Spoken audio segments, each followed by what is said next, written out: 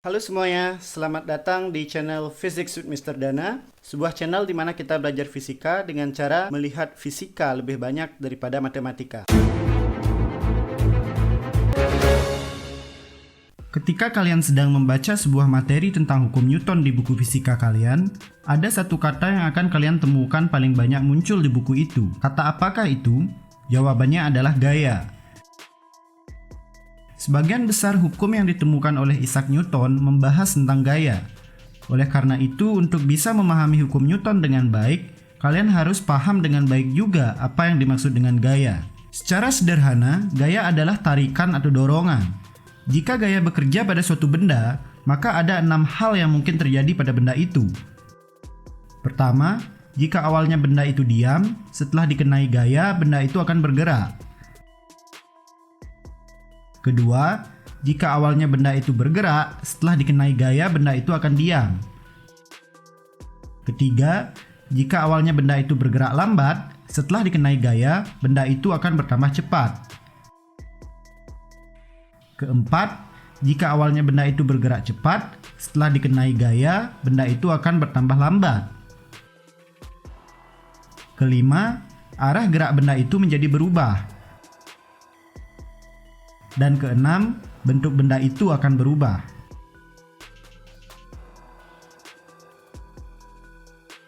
Dari keenam pengaruh gaya tersebut, ada 4 pengaruh gaya yang berhubungan dengan gerak benda, yaitu membuat benda menjadi bergerak, menjadi diam, menjadi bertambah cepat, dan menjadi bertambah lambat.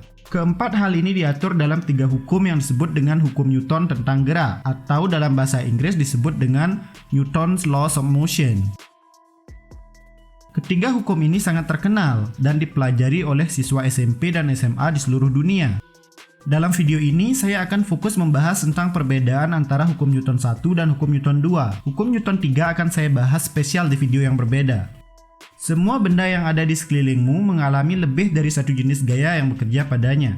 Sebuah balok yang kamu dorong ke kanan mengalami setidaknya 4 jenis gaya yang berbeda. Pertama, gaya dorongmu yang arahnya ke kanan. Kedua, gaya gesek dengan permukaan lantai yang arahnya ke kiri. Ketiga, gaya gravitasi yang arahnya menuju ke pusat bumi. Dan keempat, gaya normal yang arahnya tegak lurus dengan permukaan yang bersentuhan. Jika balok yang kamu dorong bergerak cukup cepat, maka akan ada tambahan satu gaya lagi, yaitu gaya gesek udara yang arahnya juga ke kiri. Ingat, gaya gesek arahnya selalu berlawanan dengan arah gerak benda. Jika benda bergerak ke kanan, berarti gaya gesek arahnya ke kiri. Semua gaya-gaya ini kita kelompokkan menjadi 2, yaitu kelompok gaya-gaya yang arahnya vertikal dan kelompok gaya-gaya yang arahnya horizontal. Gaya-gaya yang berbeda kelompok tidak boleh kita campurkan. Gaya-gaya dalam satu kelompok ini akan saling menjumlahkan dan saling mengurangkan. Mereka akan saling menjumlahkan jika arahnya sama dan saling mengurangkan jika arahnya berlawanan. Hasil penjumlahan dan pengurangan gaya-gaya ini disebut dengan resultan gaya dan diberi simbol sigma F.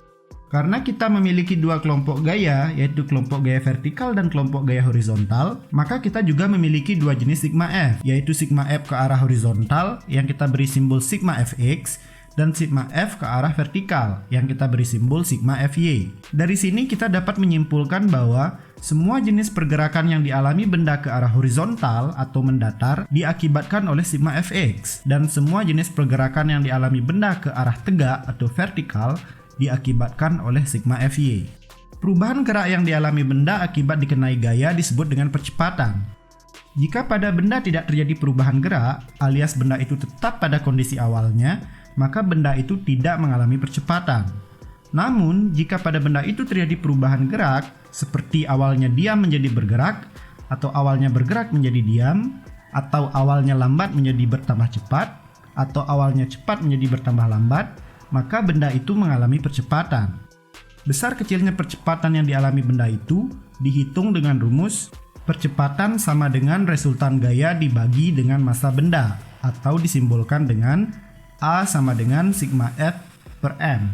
Dari sinilah hukum 1 Newton dan hukum 2 Newton bermula. Hukum 1 Newton mengatakan jika sigma F yang bekerja pada suatu benda nilainya 0, alias gaya-gaya yang bekerja pada benda itu seimbang, maka benda itu tidak mengalami percepatan, alias benda itu akan terus berada pada kondisi awalnya. Jika awalnya benda itu diam, maka dia akan terus diam. Dan jika awalnya benda itu bergerak dengan kecepatan tertentu, misalkan 2 meter per second, maka benda itu akan terus bergerak dengan kecepatan yang sama, yaitu 2 meter per second. Namun jika sigma F yang bekerja pada benda itu nilainya tidak sama dengan 0, alias gaya-gaya yang bekerja pada benda itu tidak seimbang, maka benda itu akan mengalami percepatan, yang artinya kecepatan benda itu berubah dari kecepatan awalnya. Jika awalnya benda itu diam, dia akan menjadi bergerak. Dan jika awalnya dia bergerak, maka dia akan menjadi tambah cepat atau tambah lambat. Inilah bunyi hukum 2 Newton. Jika kamu mendorong balok di atas lantai, maka balok itu hanya akan bergerak ke arah mendatar, tetapi tidak bergerak ke arah vertikal. Ada 2 hal yang bisa kita simpulkan. Pertama, gaya-gaya pada arah vertikal saling menyeimbangkan, sehingga benda tidak mengalami percepatan atau perubahan gerak pada arah ini. Kedua, gaya-gaya pada arah mendatar tidak seimbang atau sigma Fx tidak sama dengan 0, sehingga benda mengalami percepatan perubahan gerak pada arah ini. Jadi perbedaan hukum 1 Newton dan hukum 2 Newton adalah hukum 1 Newton terjadi jika sigma F yang bekerja pada suatu benda nilainya sama dengan 0, sehingga benda itu tidak mengalami percepatan, alias benda itu tetap berada pada kondisi awalnya, tetap diam, atau tetap bergerak dengan kecepatan yang sama. Hukum 2 Newton terjadi jika sigma F yang bekerja pada suatu benda nilainya tidak sama dengan 0, sehingga benda itu mengalami percepatan, yang menyebabkan benda itu mengalami perubahan gerak. Bisa dari diam menjadi bergerak, dari bergerak menjadi diam, dari lambat menjadi cepat, atau dari cepat menjadi bergerak. Yang jelas terjadi perubahan gerak.